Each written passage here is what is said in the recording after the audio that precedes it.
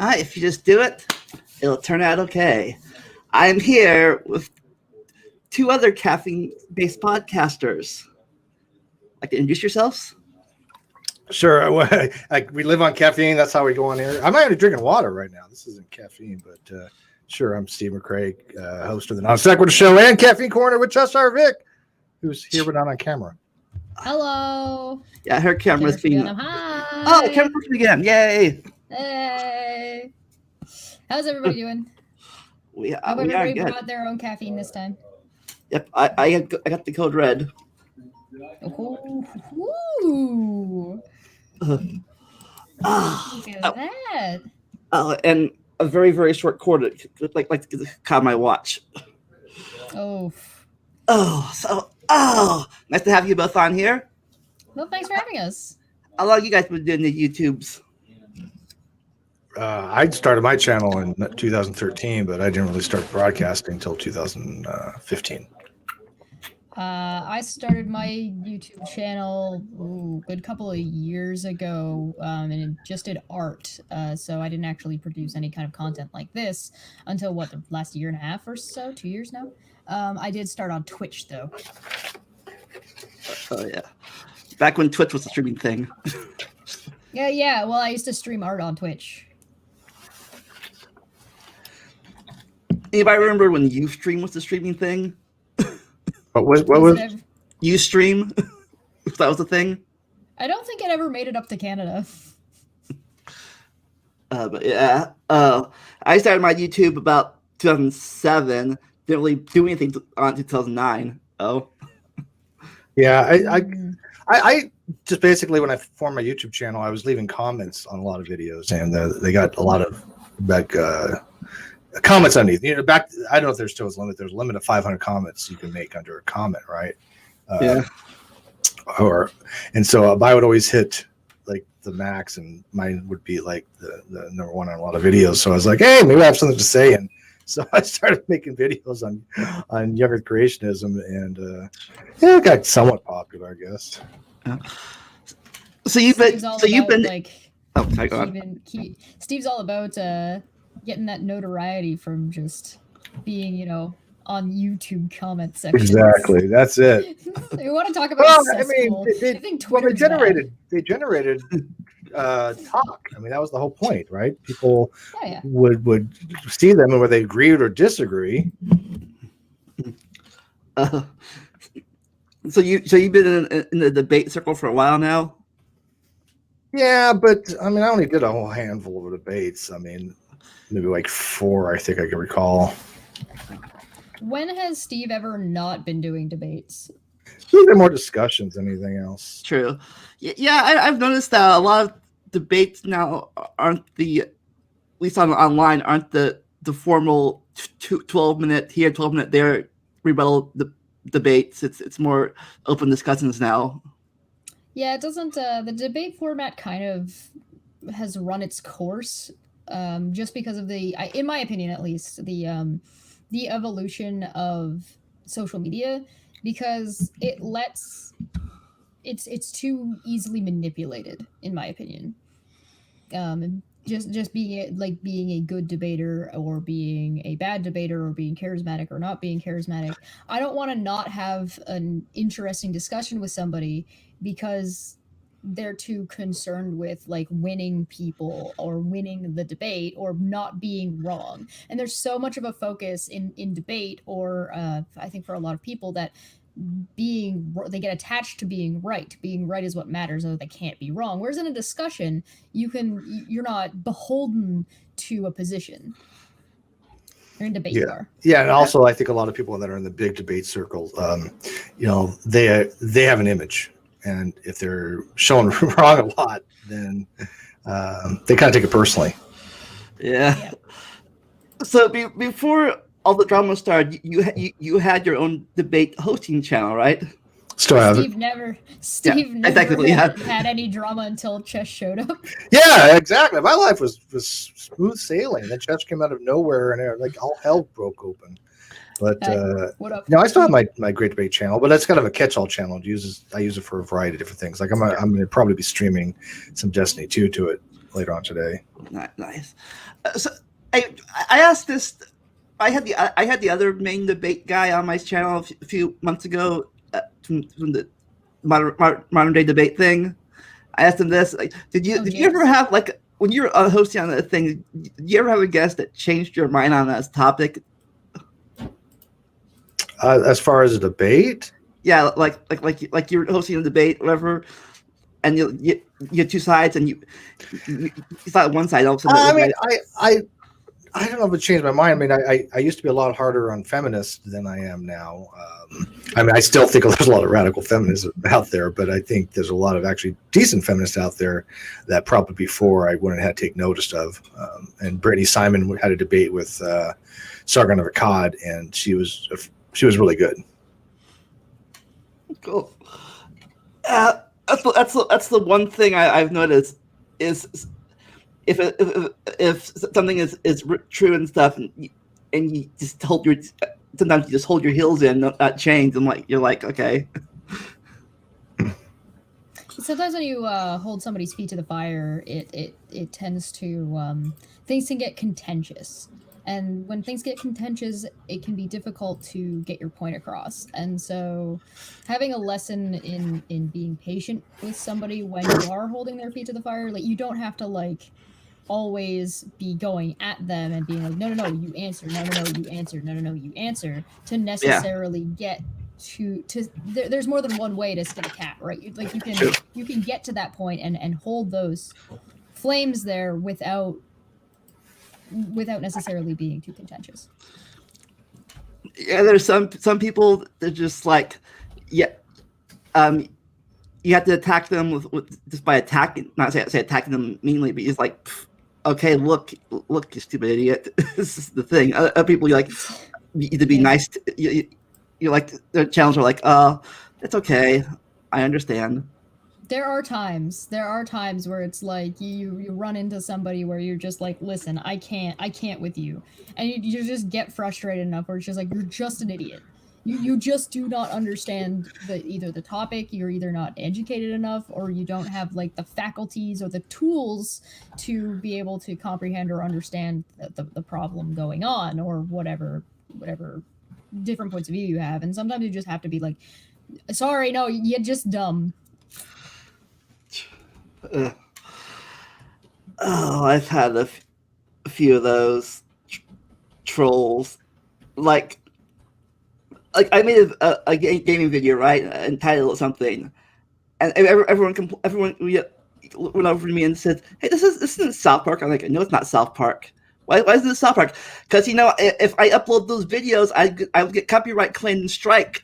I'm not going to upload a damn TV show on my channel." Right. Yeah, and the striking system is horrible too. I mean, like a lot of these even games, I had to turn off music on Destiny 2 when I was playing, because a lot of these Twitch streamers are having problems with people playing regular games and you're getting content ID matched, or worse, getting a strike for playing a game. The music's in the game. Cyberpunk 27 had the same problem. They used copyrighted music. To be fair, Cyberpunk has gone out of their way to try and fix it. Like, they saw that was a problem that was happening, so they've gone to go and try and fix that problem and stop it from happening. So props to them for that one. Back when I used to have to use my laptop using McDonald's Wi-Fi to stream years ago for my own internet, I had the same problem. The background radio at McDonald's playing music. Yeah, the radio. Oof. The thing that bothers me, or I think is the most ridiculous, is probably YouTube striking its own fucking YouTube available royalty-free music that you get from YouTube. Yeah, no, it would say, free music audio files, none of this is all free stuff you could use. And then the owners of those music came back and said, we changed our mind. And YouTube's like, wait a minute. Yeah, I think on YouTube a lot of people have gone from trying to monetize their videos just to screw it. Let's get a Patreon or whatever. Well, yeah, because YouTube doesn't care about its creators. YouTube has forgotten what its product is. We're the product. Yes. Oh, I remember when were you around when Google bought YouTube? Yep. Yeah, and that was a fiasco. Yeah, I remember. At the same time, I got my first smartphone, 2011, and I had to sign up. It was an Android, so I had to get a Google Gmail, my first Gmail to use it. Then like I went to YouTube to join the Gmail. Okay, I'll switch to the Gmail. I get the Gmail account, and he said, "This Gmail account's already used. You can't use it." I'm like, "Yeah, I know it's used. It's my Gmail account." Oh. Well, it's kind of like me being DMCA'd from my own channel, right? Yeah. So what I did was I started a personal YouTube account with my personal name, and then I transferred the ownership of my main account to my personal account, so I could use my Gmail account, my Gmail for my main account. There's so many, like, the thing was with YouTube, or sorry, with Google buying YouTube, was that the guy who made YouTube knew how it functioned, and when Google bought it, they didn't know how it functioned. So they've Frankensteined the poor thing to try and work with all these Google functions, and it's just the whole system just has so many like holes, and like it's just like puzzle pieced together. You would think they'd been more compatible though, right? Well, I mean, it could have been. It's just Google wanted more than what that they would have been better off recreating it and then selling it under the same name and switching it over that way rather than trying to Frankenstein things on top of a pre-existing platform the way they did. So now the problem is that they can't fix the problems because the problems are in the coding. And so if this coding affects this coding affects this coding affects this coding, and it crashes your entire system because you can't, like, it's so screwed. It's so screwed. And somewhere buried underneath all the bells and whistles and buried underneath all these like this horrendous deformities that they've been adding to the platform is the YouTube we all started on, that we know and love. Down there buried somewhere. It's like Akira, the monster Akira. And like Akira's in there somewhere, but you know. Yeah, sometimes you just need to blow the whole thing up. Who remembers, what was it called? Not G something on YouTube.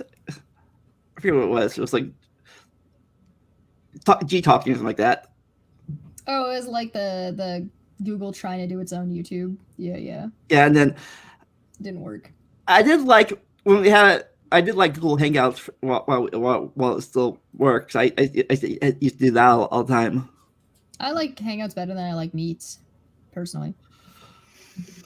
Yeah, Hangouts were simpler, but Hangouts they had issues with, and they, instead of fixing those bugs, they called them features, and they weren't going to spend much time do anything with it because they knew they were going away, and they were going to Google Meets, and then of course Google Meets is part of the Google Suites Hangout, so they were trying to get people to get that. They gave away Meets, but it is a watered down version. Yeah. So you think this StreamYard thing will last for a while? Yeah, I think a lot of people that don't want to use OBS will use StreamYards because it's a lot simpler. I prefer OBS, but yeah. I used to use OBS for my gaming stream until it decided to say, "Oh, there's a 5-minute lag for your video here and there." And what your OBS to you had a 5? How long was your lag? I'm like, it was forever. It was just this like lagging hit, like you see it. The talking was fine, but the videos were frozen for like 3 minutes of my games. Yeah, I'm not a big fan of lag. Definitely not a big fan of lag. I remember lag in games. Lag kills. Hey Brad, what's up? Hey, not much, Lamont. I'm trying to invite some people, so hang on here. Let me see what I can do here. We're just talking about we're just talking about YouTube lagging and streaming and stuff. Just remember, like I said, in games, lag kills, man. You would think that half a millisecond doesn't make much of a difference, but a millisecond here or there makes a difference in these types of games. I used to make a joke, which is worse: lags in games or camera angles. Yeah, I like the I like the first person views, or kind of an isomorphic type view. I'm not a big fan of the top down. Top down usually doesn't have too much problem with the camera angle. It's the RPG over the shoulder cameras that are like the N64 days, where basically everything had a camera the PlayStation 1 and PlayStation 2 games. Yeah, when I used to play Final Fantasy 11, I used to just to go all the way in the first person mode, scroll all the way in. It was a lot easier to see the enemies. Of course, I couldn't see what was behind me, but I just ran from them. So you guys play games too, don't you? I know Chess plays Minecraft, and you played that shooting game yesterday, or yeah, I like Tetris, not Tetris, Team Fortress 2, Destiny 2, Remnant from the Ashes. I mean, I've tried like League of Legends. I got the general gist of it down, but it's just a high learning curve for if you want to get really good at it. That I don't have the patience for that. League of Legends has a lot to learn about it if you're gonna play it. It's steep. It's a steep climb. I played Minecraft back when it was still in the beta 2012-13 era. Yeah. I got my first Nether portal going, so I'm gonna actually be able to go to the Nether for the first time ever, because I just never bothered to get that far. I usually just futz around for a couple of hours and then leave it, and then don't touch it again for like a year, and then come back and I'll play it for a couple hours. Yeah, the farthest I ever got was building a cave, a hole in a cave with walls and a light for light and a bed. I'm working on so in the game that I'm streaming, I've been doing some spelunking, and I've been having fun with that. But in the game that I play offline sometimes, I'm on my way to building a castle. Yeah, me and my friend, when we played together, we built this big chapel type thing with windows and stuff. But then he stopped playing, so I stopped playing. Yeah, and as for the FPSs, I haven't played them since the 90s, since I tried Doom, and I just sucked at it. Doom was one of the originals. That and Duke Nukem.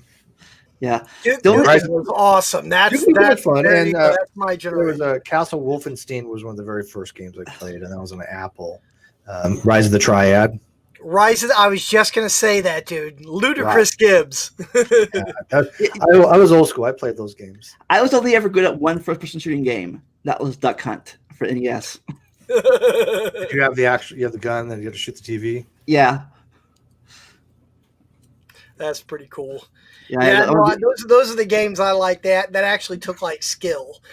And by the way, why did we get rid of the start button on the remotes?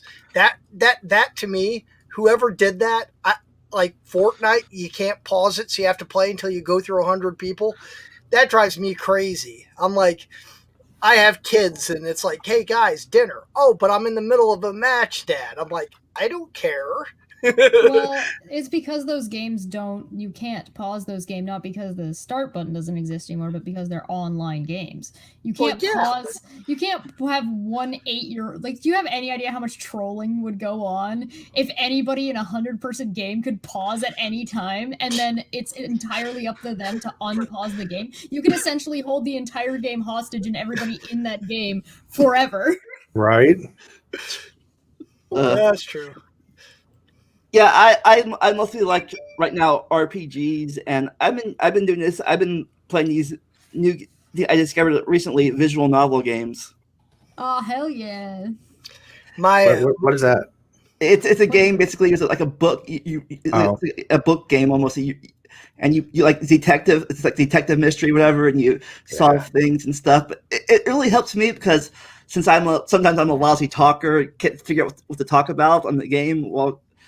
So I'm not just playing the game the dead air. Like I can do funny voices for the characters, read the lines in like funny voices, like hi, how you doing?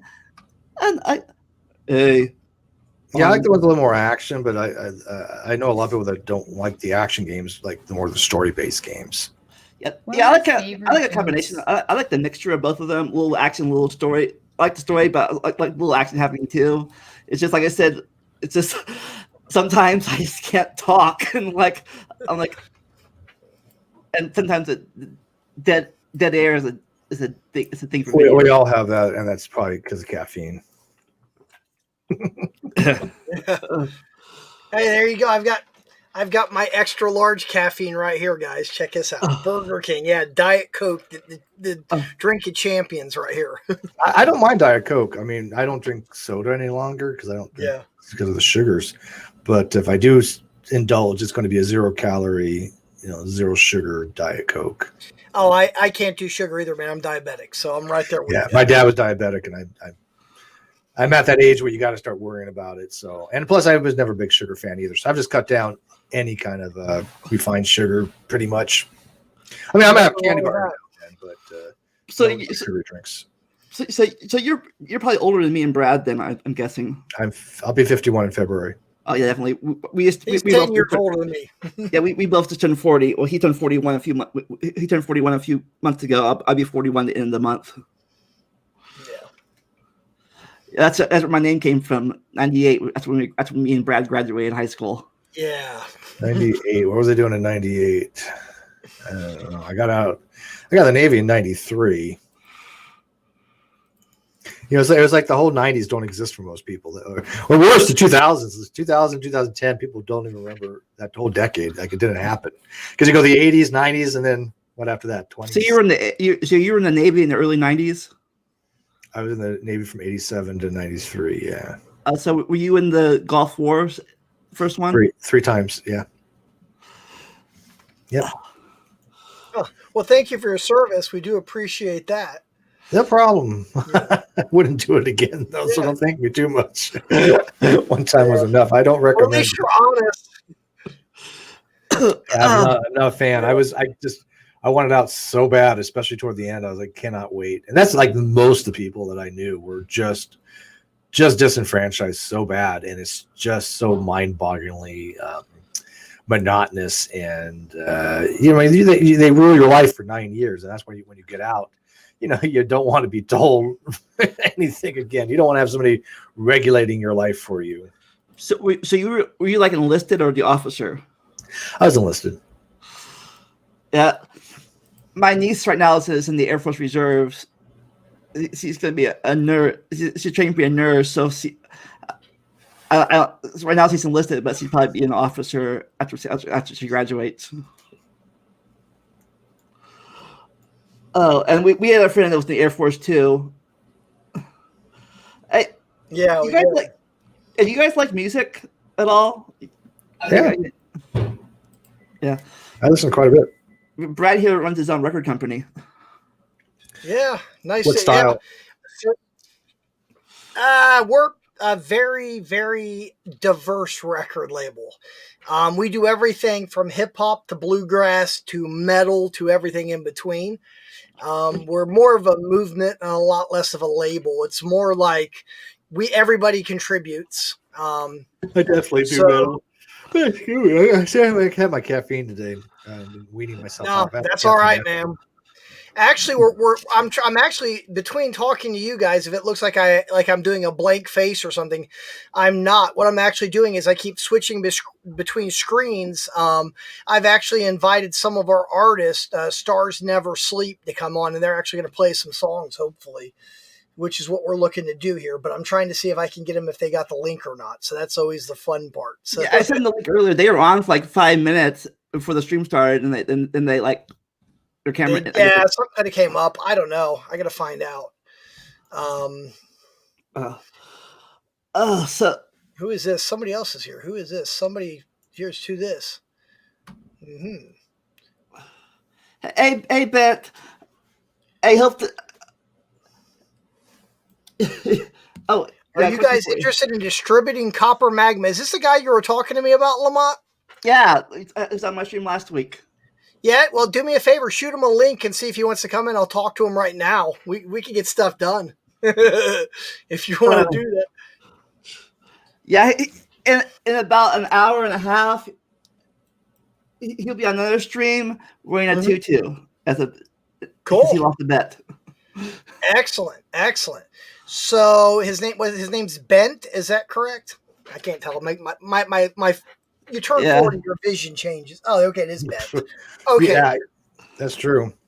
Well, my it's vision, my vision died when I was 10. So Well, Yeah. I was told I had an eye exam just recently. My optometrist had said if you're going to do LASIK, because I was a perfect candidate, do it when you're 55. And he said after 55, your eyes don't change that much. You're pretty well done at that point. And so if you're going to do LASIK, wait till 55.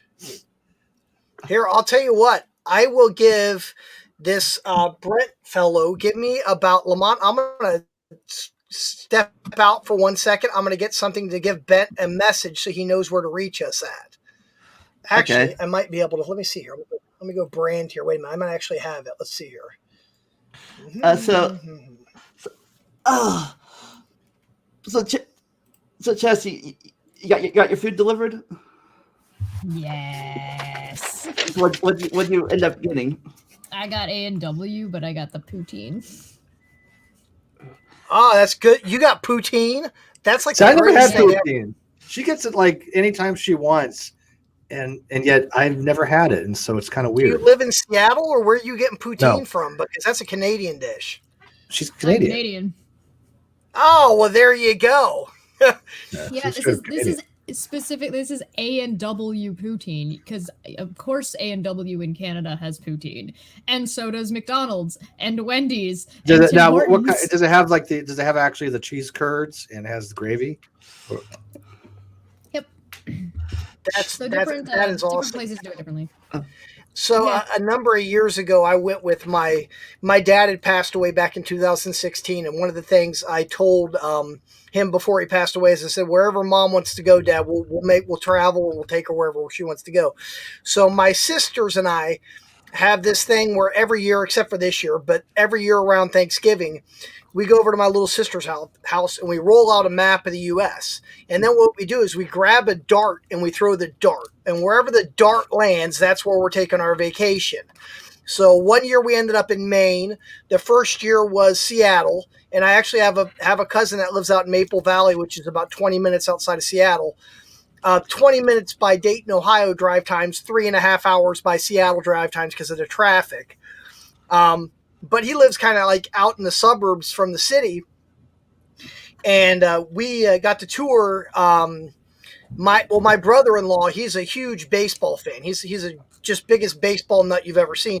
Somehow he managed to get us a tour of Safe Code Field where the Mariners played, and we got to tour that. And after we got done there was a restaurant right outside of the ballpark, and they had poutine made with like a local beer. And oh my god, Oh, that sounds yum.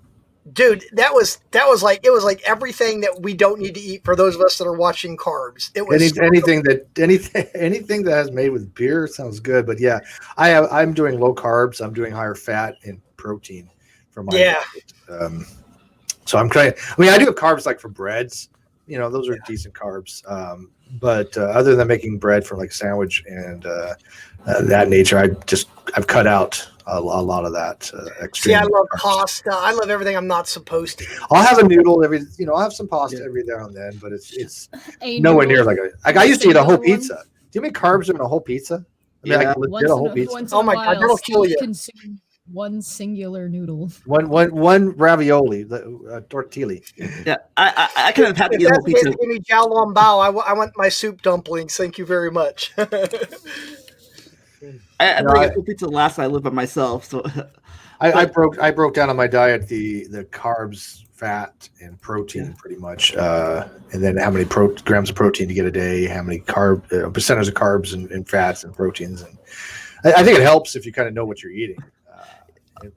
yeah. When I started, what kind of diet you're on. Go ahead. speaking of carbs and stuff, when I started college at Sinclair, before I failed at it miserably, I learned the wonders of the wrap sandwich wraps. Oh yeah, because you get everything in one bite, right? It's like Hey, actually, Lamont, I just figured out a great way on how to talk to your guy Bent, and I'm going to fix that right now. I'm going to put. I can send you his Twitter account. Hang on. But so a thing. So Steve, all that court drama is finally over with now. I wish. No, it's definitely not over with. I got some decent possible news the other day, yesterday, but nothing I can put out yet. But we'll see. It's going into the holidays, so I like to have something done before then. But North Carolina isn't having any kind of in-court session until January 15th at the minimum. So at least a month for that. But there might be some other things that we're trying to do in the interim. Yeah, I got too much detail on it, but someone stole his other YouTube account.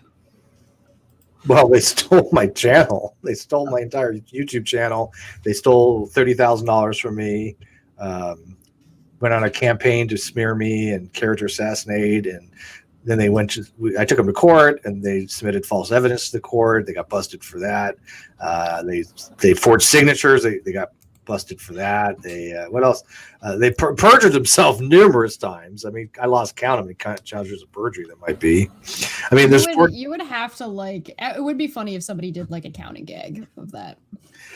That's a count. That's a count.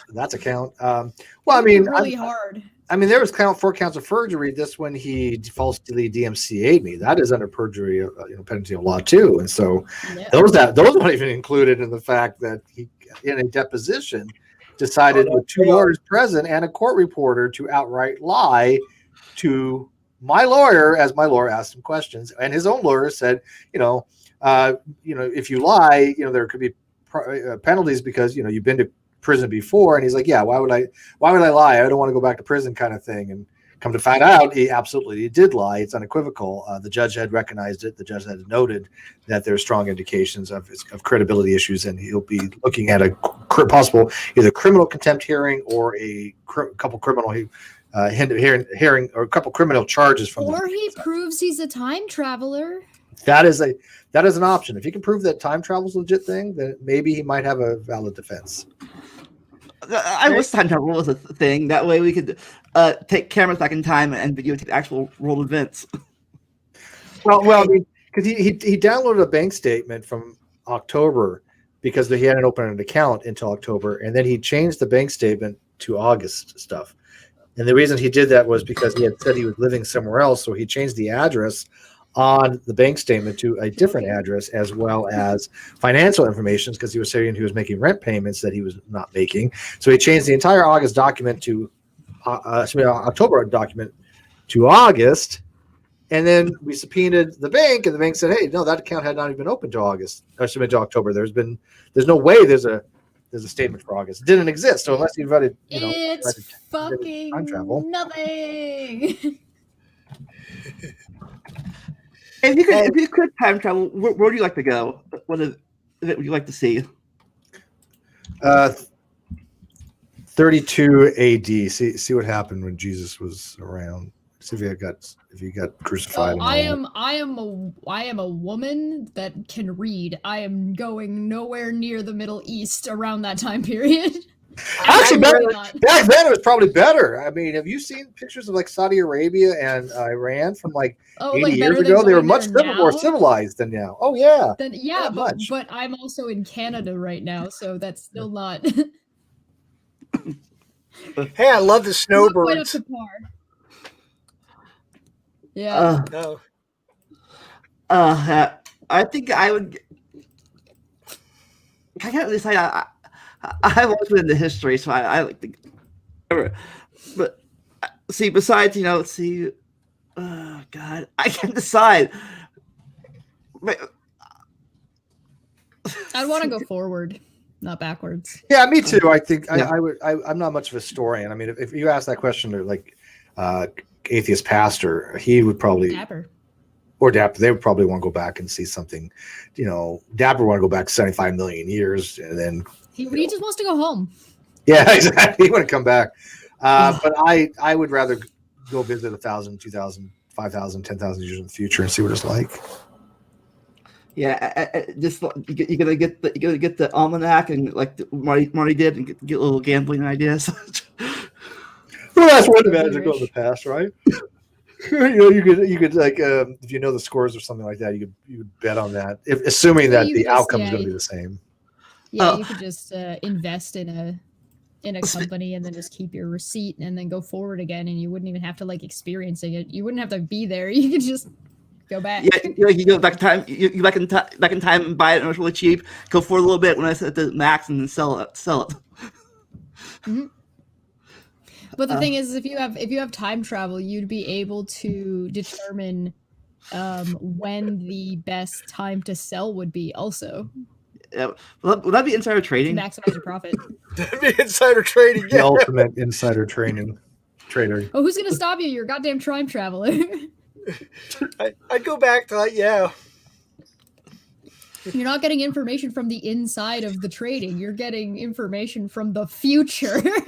Yeah, Okay, it's so not Chess, from the here's inside, a it's- question it's an for you. external source.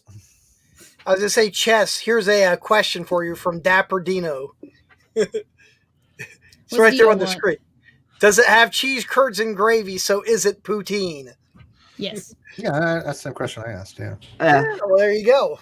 Well, speaking of Yes. Back to the Future, I can't believe they actually got one thing right. At least they listed by year. 2015, they had the Cubs win the World Series. They won the World 2016. Now I'll tell you what I want to do. I'm an avid sports fan myself. Now I like football. I really don't follow baseball. I'm a big Ohio State fan because both my sisters graduated from the Ohio State University. However, when it comes to the NFL, this is really weird, but I actually am a big Jacksonville fan. And if I could travel back in time, the first thing I would do is make sure Greg Williams turned in his playbook. That way my Jags wouldn't lose to the Tennessee Titans and we'd go to the Super Bowl and win. That's about it. Oh, hey, That'd be a quest in itself.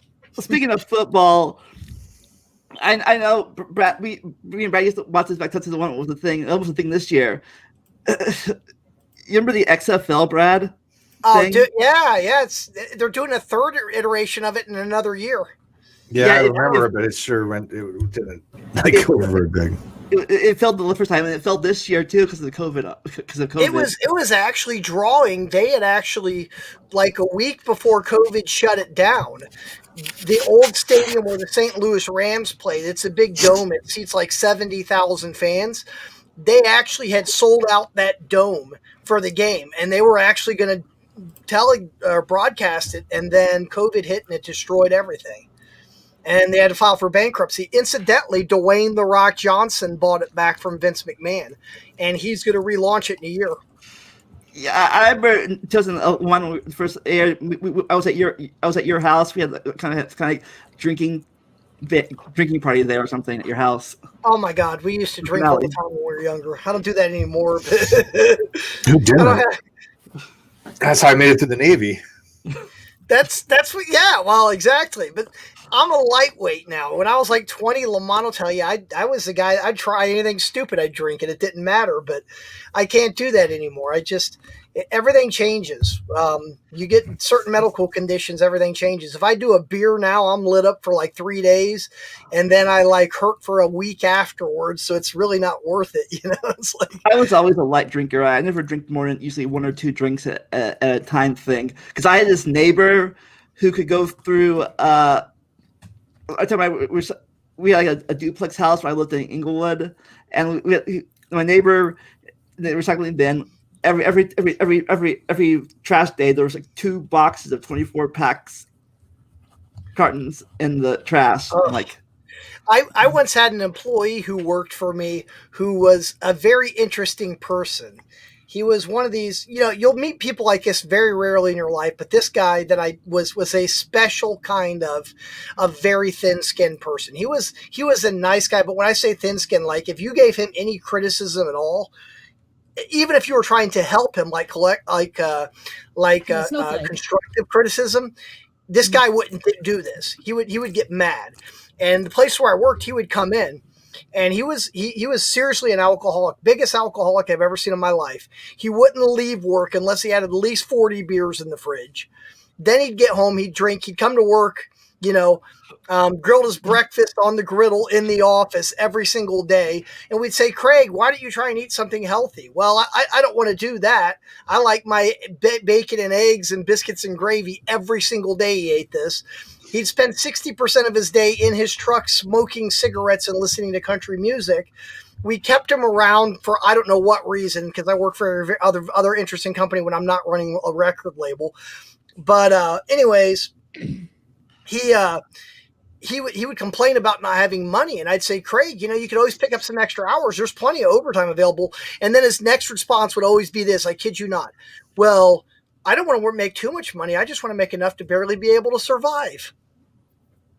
And I'm like, really? And that's how this guy was. Most people are. I mean, that's just the exact opposite of how I was raised. I don't know what it is, but I'd love to make more. It's just it sounds disenfranchised in the system. That's what that sounds like. Yeah. What's the point? He wasn't. No, but here's the thing. He wasn't on assistance at the time.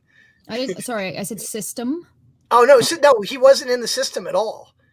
Everybody's in the system.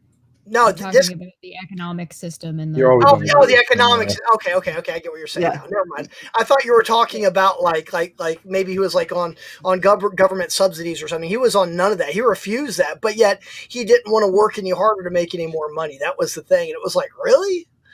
And then he would complain about running out of money and stuff, and he'd drink 30 beers every night. I'm just like, if you could make something better. I'll tell you what saved me is quitting smoking. I quit smoking 5 years ago this maybe month. Don't drink 30 beers a night. That'd save you some cash. That's a little much. Yeah. And try and eat a salad once in a while. It won't kill you. Yeah, my dad used to smoke before he died all the time. He had a hernia.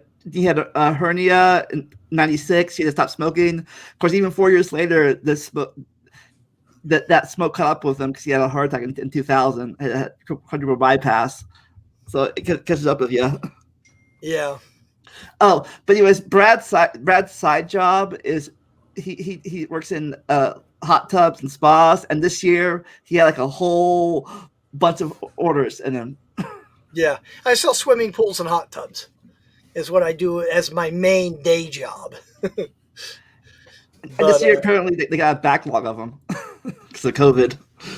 Yeah. Are people buying them? Is that like a hot commodity? Right now, hot tubs and swimming pools are the new toilet paper. You can't get them. People are willing to pay whatever they have to pay. They don't care. The company I work for happens to be the #1 in-ground pool installer in the entire area where we live. There's other pool builders, but we're #1 by far. And we're backed up into 2022, and we're not guaranteeing prices. And people are still coming in, throwing money in. They're like, we want a pool. We want a pool. It's crazy. When you can't go anywhere, you're stuck. Yeah, that's actually a good point. A lot of people are at home, and so especially going into the summers, they're probably going to want a pool. Yeah. I would kill for my own pool. a lot of people will. But the thing is, there's a whole. Go ahead, Brad. I'll put the body underneath my new pool. Do you deliver to Canada? We our pools are actually manufactured. The above grounds we sell actually come out of Long Island, New York. So that's not too far away from you, depending on what part of Canada you're on. Above ground pools are a travesty. Yeah, well, people buy them. Right. I'll tell you, they should not exist. Well, I'll tell you the truth, though. I don't disagree. I mean, they're not my favorite thing. I mean, if you don't do them right, they look like an eyesore in the backyard. But some people don't really care. And the truth is, as a company pre-COVID, we have 6 stores in the Dayton area where I live. And as a pre-COVID, over the course of 12 months, we might sell 100 above ground pool kits. This year, we did 110 in the first 2 weeks of May and couldn't get any. That'll just show you how bad it's taken off. It's crazy. It is absolutely crazy. People walk in the store and they're like, yeah, I want that hot tub. Well, it's an $11,000 hot tub. I don't care. Here's the credit card. I'll use the points and go on vacation when COVID's done. I'm like, okay. I'm like, That's how I got my ticket to Disney a few years ago. I used my sister's credit card points to fly to Disney World, like 2017. Yeah. There's nothing wrong with that. I've never been. Well, actually, I take that back. I did go to Disney World when I was real little, but I don't remember it. Yeah, I've been to Disney World, Epcot Center. Yeah. I love that. I went twice. One time I was 13, and again when I was 37. Total different experience. Yeah. When you don't have to have you don't have to have supervision everywhere you go. Yeah. Hey, do any of you guys follow Ron Perlman on Twitter? I know of him. I don't follow him though. Never heard of him. You've never heard of Ron Perlman? Ron Perlman's the guy who played Hellboy. Yeah, Okay. Yeah. If you don't follow him on Twitter, I recommend following him on Twitter. Hey, do any of you guys follow the Chad Warden? No. Yeah, he was a guy. What did he do? He did like 3 YouTube videos, got a bajillion hits, and then just dropped off the face of the earth. Oh. Everyone's got to get their 15 minutes of fame. He made fun of the Nintendo Wii before it came out and like outraged a whole generation of gamers, and it blew up all over YouTube. But yeah.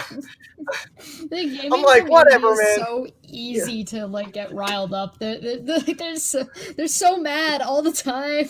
They're still pissed off with the whole Cyberpunk 2077 not working well on PS4 and now the next gen boards, and they're just like losing their minds because they have outdated equipment and it's not working properly. And they're so mad all the time. And sometimes it's legitimate. Usually, if people are angry at EA, it's legitimate. That's fair. My anger. son talks about that all the time. My oldest son, he won't buy any games at all from EA because he's like, Dad, they did this and they're wrong, and like, okay. Is that the one? Smart kid. Is that the one that wants you to play jazz and stuff? That's Riley, yeah. That was who was on last time. Yeah, that's Riley. Then my youngest son, Jack, he's addicted to Fortnite, like really bad addicted to Fortnite. Oh, speaking of video games, my fourth season, we talked about this. We were joking about how the new Switch at the time was like just they wanted to make the Wii U thing because they're pretty much the same thing almost. Here's the Switch, here's the Wii U. They look similar. Yeah. Yeah. Well, I heard the latest thing about EA. I guess like I grew up playing Madden. That was like my EA game to play, was like the NFL Madden or whatever. And I guess now if you buy Madden, it's just everything's changed. I'm showing my age here, so you can laugh or whatever, but it's different. When I order, you're 10 years older than me, so you get it. You'd get like if you got a video game, it was a really big deal because they were like $50 or $70 for a single cartridge for the Nintendo. Were expensive, yeah. You saved up for that. Yeah, hell yeah! I didn't buy. I bought cassette tape. That's what I saved up for. Buying cassette tape.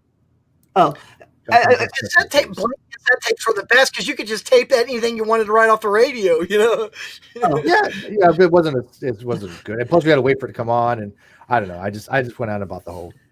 Tape I saw him right there with you, but I made a troll. I say a troll comment. I did kind of troll thing on a comment one time. Video games. Mm-hmm. These people were complaining about like these graphics nowadays aren't realistic at all. They look so lame and stuff. And I'm like, geez, go back and play Atari and regular Nintendo. And now. Yeah, I mean, well, there's two differences there, though, right? Mario isn't supposed to look realistic, right? Most old school Nintendo games they were limited, so none of them were actually supposed to look realistic. Now you're producing cinematic level of video games that are being sold on the idea that they look realistic. So the complaint is a little bit fair in that context. I mean, to them, but people that like us that grew up with Frogger and stuff, I'm like, this looks. Well, I don't think there's any set standard of what photorealism actually entails. They use that term. I thought at the time I thought Final Fantasy VII PS1 was amazing. I like Witcher 3 graphics. I thought that was stellar. I remember, I'm showing my age, but I remember the very first time I beat Super Mario Brothers on the NES. And here's the thing, what you don't understand, Chess, is like you're playing Super Mario Brothers and you go through 100 levels, and every time you complete a level, you go through like sub levels, and then you have to complete the big level, and you go through a total of 100 levels. Every level predictably gets harder and less chances for you to win. And every time you get to the end of the level, you're like, I saved the princess. Then it says, we're sorry, Mario, your princess is in another castle. And you're like, what kind of crap is this? So you keep playing and you obsess over this game, trying to, not get eaten by Goombas and jump over fire pits and whatever. And finally, when you finally beat the game, which took me like 9 months to do, the princess comes out. I'm sorry, Mario. Your princess is in another castle. Ha ha, joking. And that is the reward you get for playing 100 levels. Well, if it makes it feel any better, in the second Mario game, it's all just a dream. This is true. I remember that. But that's what I'm talking about. I'm like, I liked it. Like one of my favorite games growing up on the regular Nintendo is I liked like 1941, and I like Jackal and some of those classic, first person drive the Jeep, shoot up the stuff. I like Battlefield 1941. That was a good game. Yeah, I was besides Mario. I played Mario a bit, but I was more of a Zelda and Final Fantasy guy.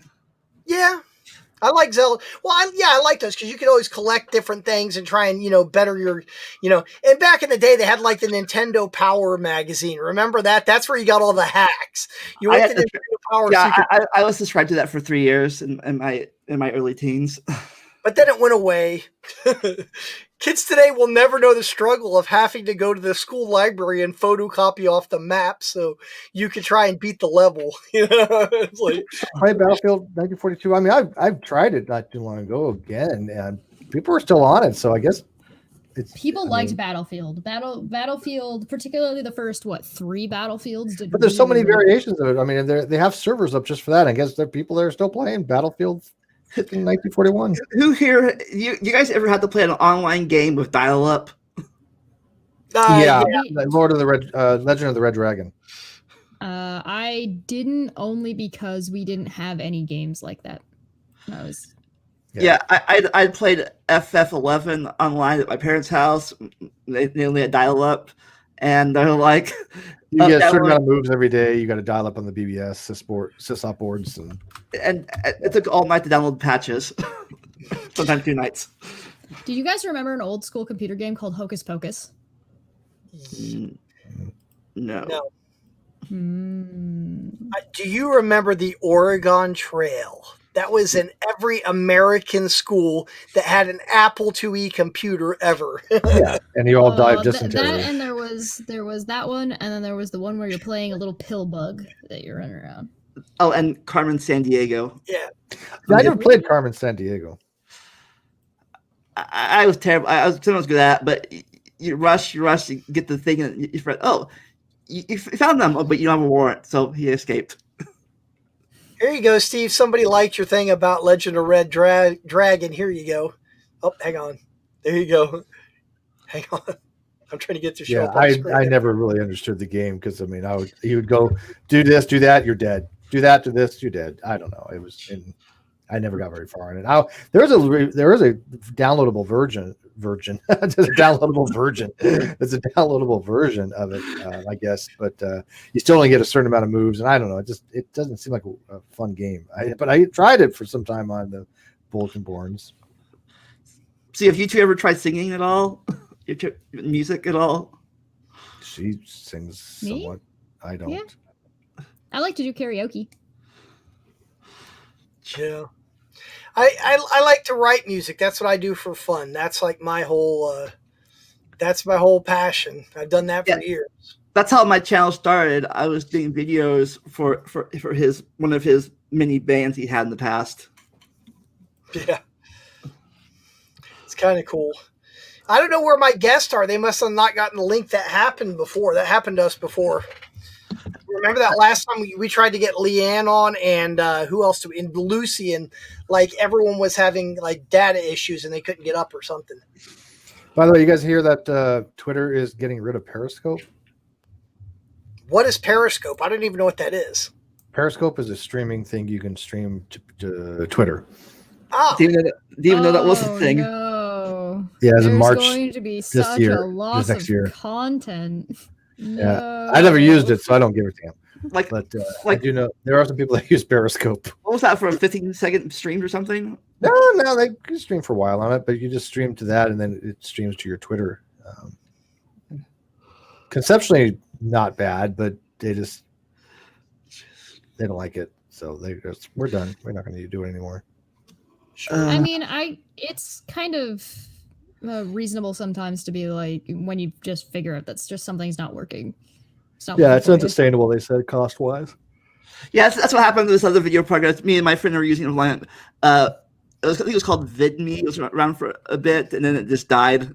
Yeah, My friend's like, "Oh, this is gonna be a big thing," and I take upload over all the and replace YouTube. No, yeah. But yeah, I upload my videos on Twitch and YouTube and stuff, other places. Not this thing, just for diversity in case one of them goes down. Like I always have a backup. MeWe was supposed to take the place of Facebook too. That didn't happen. Well, Facebook did replace MySpace eventually. Yeah, and then true. MeWe was supposed to replace Facebook, but that didn't get off the ground. Whatever happened to MySpace? Is that even around anymore? Is that even a thing? It exists still, yeah. It's Does it Get rid really? of the things that are on the internet. Wow. The thing that failed, like beta tapes, Beta laser was Beta discs. still good. exists. Laserdisc. Beta was better than VHS. It just the VHS had 2-hour recording capabilities, and people liked that better, even though the format and quality of Beta was actually better. Yeah. And then it was The answer is where did the porn go? see. Then there was Blu-ray. Blue. Yeah, then there was no, the- that all went to like what? Oh no, With that all. Blu-ray versus HD DVD. DivX and high definition CDs, and yeah, they that was a disaster too. DivX was The a disaster. answer is follow the porn. Whatever porn decides to back with technology is the technology that's going to succeed. Yeah. I think it was like in the 8th or 9th grade. We watched Jurassic Park in school on a laser disc. It was like 3 laser discs, like this biggest records. Yeah, those were the RCA Laserdisc. Yeah, Pioneer and RCA Laserdisc were about that big, and then they had movies on them. And yeah,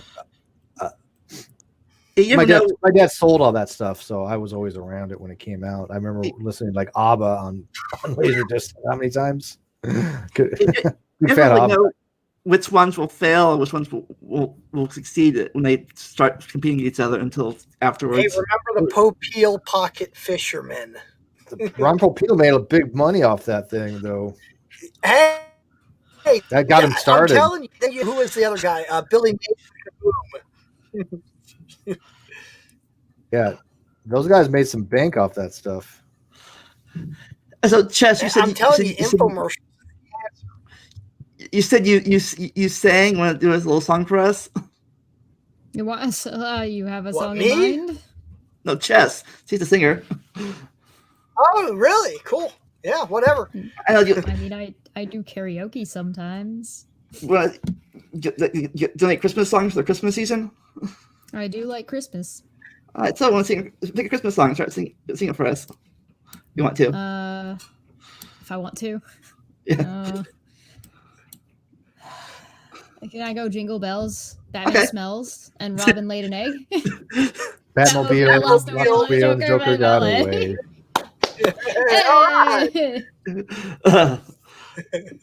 All right. I don't know. What's a good one? I hear those sleigh bells jingling, ring ting tingling too. I hear there's nothing better than a sleigh ride together with you. Outside the snow is falling and friends are calling you. I don't know. Outside it's lovely weather for a sleigh ride together with you. I know every lyric to every Mariah Carey Christmas song, but only because I had to listen to it in retail for years. But I'm not gonna sing Yeah, Mariah that's Carey. Retail, dude. Retail pays the bills. It's hard work, though. People don't realize that. They think guys working in a store, they think it's like easy until they actually start, and then they're like, "Oh my god!" I burned so many. I didn't. One of the reasons I probably started putting on weight is I burned 2,000 calories a day just in retail, because you're walking all the time, you're lifting things all the time, you're folding things all the time, you're stocking things, is your physical activity is you're exerting yourself for 8 hours a day, and you it's a lot of energy that you burn up. Yeah. That's kind of like where I'm at, being a pool store manager. It's really funny. I always have kids that come to work for me or try to come to work for me in the spring, and that for some reason they think working at a pool store is going to be like Hawaiian shirts and frou-frou drinks. And I'm like, oh yeah, sure. So they come in and their first thing, I'm like, okay. I'm like, you see that guy right there? They're like, yeah. I'm like, he needs like 400 pounds of sand. They're like, how do I do that? I'm like, they're 50-pound bags. Put them on a dolly, wheel them out to his car, and load them up. And when you get back, the guy standing over here needs 10 cases of chlorine. Those are 40 pounds apiece. Make sure you load those in his car. You must have a pretty good car to haul 400. He needs you need a truck. Oh, people do this stuff all the time. It's crazy, man. It is absolutely crazy. And then they buy chlorine like it's going out of stock. And what they don't realize is the chlorine plant that actually manufactures the chlorine that we sell is 10 minutes away from my store. And I get 2 shipments a week. So it's like, you don't need to buy 10 cases. Well, if I need more, I can have them manufacture more. But people are like, oh no, I got to have 30 cases. I don't want to have to come back. Yeah, and I should say 8 hours minimum. A lot of times in retail, you also can work 12-hour days. Oh yeah. I've had 16-hour days overtime. Oh, yeah. Not fun. No, But that's the one thing I liked about working at a fast food right now is it prepared me for waiting in lines at amusement parks. I can stand in line, no problem. A few hours in line, no problem. I was just tired sitting down, like, oh, an hour wait, no problem. I stand for 8 hours a day. yeah. That's a good point. That's a benefit. You know what else was cool about working at McDonald's, Lamont? I did that too for a long time, if you recall.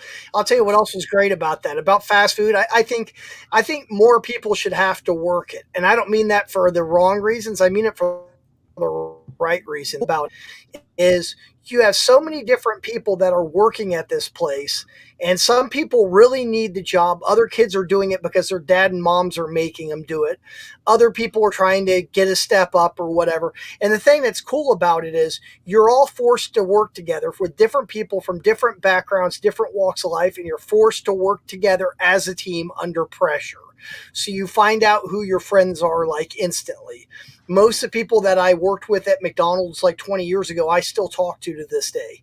We're still all good friends on Facebook. And I have no ill will towards it. I think it was a great thing. It actually gets you ready to handle, other jobs. So it's not a bad thing. Yeah. It really tests your patience sometimes with certain customers you deal with or complain about stupid things. Oh no, they come to the drive-through. They're disrespectful towards retail and like just towards workers in general.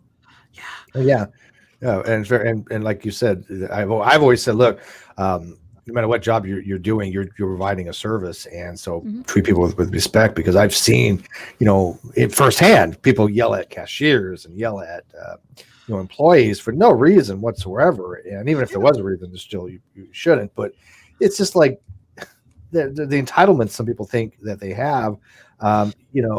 Especially when the worker is doing their job properly and they're being told they're not doing their job properly, you're like, oh, get the out, man. Oh, no, I'm right. I'm right there with you. Like the company I worked for, because like I said, our chlorine is manufactured like 10 minutes away from where the stores are. Well, our price of chlorine stayed the same for over a decade.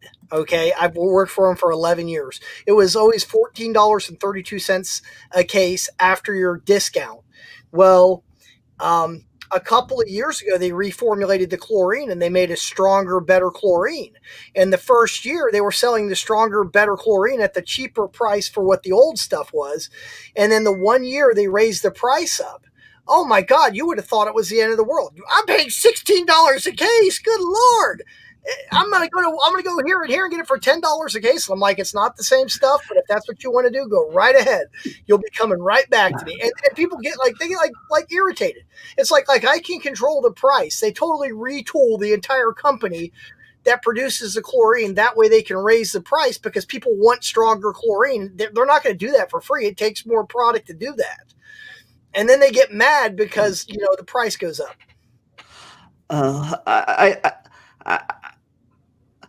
I there's where we work is 2 drive-throughs, and sometimes the first person that we have in front drive-through is kind of lazy a bit. So I'm back drive-through. I'm taking all these orders, So they give up the first drive-through. They come. They yell. Some facilities they yell at me, and they said, "Why did you let 3 people go through that drive-through before you took my order?" I'm like, "I didn't take. That wasn't my lane. I can't control that lane." Glenn Well, I get McMahon blamed for says, it. I don't yell at cashiers. I just furiously use sign language, what confuses the hell out of them when I'm complimenting them non-verbally. There we go. Hey, Yeah. so, you guys work the retail and stuff. So, what's the stupidest question you ever been asked? What, me or who? Anybody? Anybody? Oh, I don't know about the stupidest question I ever asked, but one of the worst customers I ever had was fighting over a dime. Like I've a seen dime. that.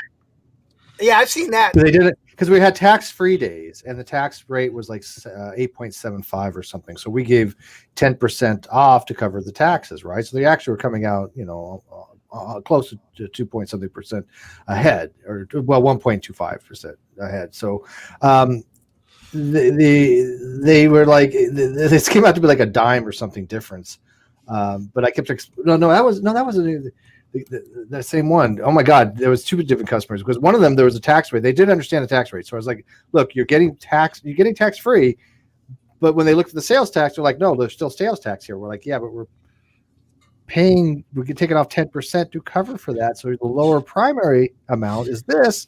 You're paying sales tax on this. The sales tax is going to go one way or another. We can't do anything about that. That's taxation, but your out of pocket is going to be covered for that. So you're paying less is basically, and they didn't seem to understand that. Oh, speaking of tax, McDonald's is where I learned about taxes, because I went to when I was like 8 or 9 McDonald's the first time by myself, and I ordered a chicken meal, right?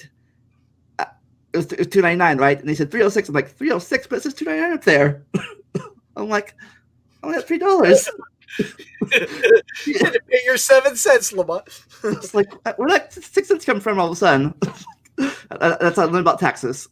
But for me, it's either people see one. It's like I tell them they order. Like, can I have an ice cream cone? Like, sorry, ice cream machine is down. Like, oh, can I have McFlurry then? I'm like, that's still ice cream. Oh, and then the people that buy like a 99 cents pie or whatever, a 99 cents ice cream cone, is $100 bill. Oh yeah, all the time. No, I get that. That's a common one in my line of business. It'll be like $5. Somebody's buying like a gallon of chlorine. The guy comes in here and he's going through his wallet. He has a wad of other bills, but what's he do? He gives you the 100 just so you can break it. It's like, really, dude? You wiped out my cash startup. Thanks a lot. Now I've got to pull an extra employee to go to the bank so we can rectify. Oh yeah, when you open your till and you haven't had a certain amount, and somebody comes in, can you break 100? I'm like, it just opened. Be like, sure. You take out a few chains and here you take the rest out, dump in their pocket. There you go. Dump in their car. It's a real common one for me. It's like, maybe we're working till 8 o'clock at night or whatever, and this is summertime, and it's like 7:47 or something, and you've already started paperwork, you're ready to go home for the night, and some guy comes in with a random O-ring that you don't have, because what people don't realize is, like, pool pumps and swimming pool parts, they all use part-specific O-rings. There's no generic O-ring that you can just buy to make it fix. So this guy shows up with an O-ring like this, and he's like, you got one of these? And it's like, do you have a part number? No. So then you got to go through all the parts and you got to look through every single O-ring to try and match it. Oh my God. That's, yeah. Then the other one is $5 again, but they hand you a handful of pennies and nickels. Like, here you go. You got to count it all before they dumbest thing I ever heard working anywhere didn't come from customers usually. It came from middle management. Oh, I agree. I had somebody who, they weren't even middle management anymore. They went from middle management to being like ops manager of the place I was working, and she didn't understand what a standard was or what a what conflict of interest was. So she's the ops manager of the whole place, but she would still describe one of the teams as her team, which was the team that she used to manage. And I'm like, you understand that that's favoritism, right? Like, there's, if you're going to be working on these people's evaluations, there's a conflict of interest here. And she was like, how, there's no, what you, I don't know what that means. And I'm like, what? Are you fucking high? And so this, I tried to explain to her that you could have because they were talking to me about putting in a quality program.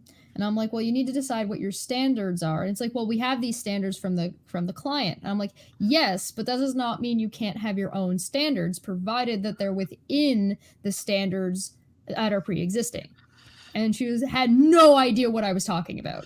Like, just boo, just snow, TV snow in the brain the whole time. And essentially, it was they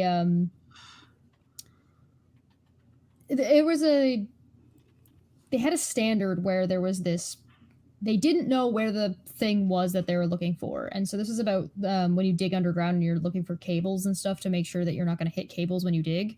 So they had these areas that were just buffer areas that they didn't know where it was, so just don't dig in this area. And they kept changing whether or not it had to be in the area or outside of the area, or what, like where the dig place took place, depending on whether or not you would send somebody out to go locate those wires. So what I told her, I was like, well, why don't you just make a standard? And she was like, well, we can't. What do you mean? And I'm like, they said you can't be within this buffer, right? Right. So if their workplace takes place within X amount of feet from the buffer, you send somebody out, and you just make it a standard, because we can measure that. And she just, nope, just nope.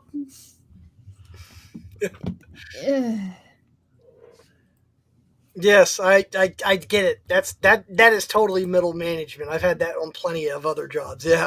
Yeah, you wonder how people got their positions, and a lot of them, because they have the positions, they don't want anybody even more qualified than they are, and they're intimidated. And I've seen that happen more times than I can count. And because I'm thinking to myself, how the hell did you get this position? You're a straight up dumbass. I mean, eventually I just got so frustrated and annoyed because they would ask. So this woman asked me to track something. I then gave her the information of that tracking when she asked for it, and she said, why are you tracking my team? Is it because you told me to track the product? Your team works the product, right? The team that's not your team anymore, you know? That team, you asked me to do this. What do you mean, why am I doing this? For my own health. I was bored. But at that point, I just gave up on them. And so I would ask them a question. They would bullshit me. And I would just say, listen, if you're going to bullshit me, do it well or don't bother, because I don't actually care. Just leave me alone. But I think for me, the stupidest one of all I had was, we were on fire once. I think the carburation tank got on fire or whatever. Something happened. We were all outside the parking lot. Fire trucks were there. Firemen going in and out of the store, making sure it was safe. We were all waiting in the parking lot. People came through the drive-thru, honking their horn. Hello, you open? Hello. I remember at that same store, Lamont. I remember before you came in, we had an old manager, a different guy who ended up eventually getting another job. But I'll never forget this. We had a light. The top of the building, there were lights that faced up to the sky. Don't ask me why. It was security or something. But one night, I'm on the counter, and somebody walks in. They're like, "Hey, the roof's on fire." And I'm like, "Really? No kidding. Well, we better get out of here, you know?" Well, it's an electrical fire. Okay, so things not to do with an electrical fire obviously is use water, not with an electrical fire. Okay. Our lovely store manager decides that even though the roof's totally ablaze by this point, he decides that he's going to run up on the roof of the top of this McDonald's to try and rectify the fire. So he has to undo this ladder that's totally like padlocked shut. So that takes him 10 minutes to find the key. In the meantime, everything's getting crazy and people aren't allowed in the store because we have to evacuate. And we're standing back watching him, just dumbfounded. So he runs all the way up to the top of the roof, gets to where the fire is, and he starts yelling off the roof, "Hey, you guys, it's not that bad. It's only a light. Somebody get me a bucket of water." And I'm like, "Are you kidding me, idiot? It is a electrical fire. What do you think is Yeah. going to happen?"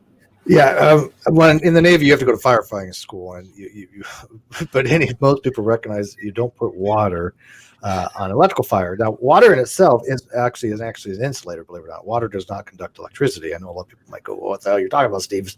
Sit in a bathtub and drop a toaster and then tell me that doesn't conduct electricity." No, pure water does not conduct electricity, but water from the tap and all that other water has impurities in it, minerals, and that's what causes the conductivity. So, pure water in itself is actually a pretty good isolator or insulator, but you do not want to put water on an electrical fire, just like you don't want to put water on a grease fire either.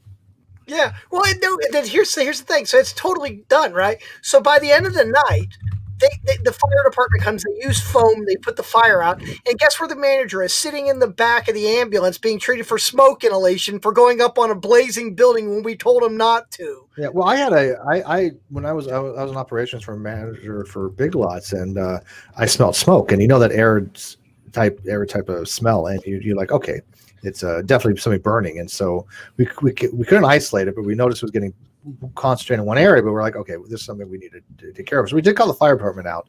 They came out, they come in with a FLIR, and they found a hot spot, one of the circuit breakers, and they couldn't isolate it, and so we couldn't set the alarm for the night because we couldn't have power to that particular circuit. So they're like isolating all this other stuff, but the hotspot would not go away. So we couldn't do anything, and so I had to actually post a person outside the store, an armed guard, because I couldn't set the alarm. And this was after late at night, couldn't get a hold of anybody from district. Not that they knew what the hell they were doing.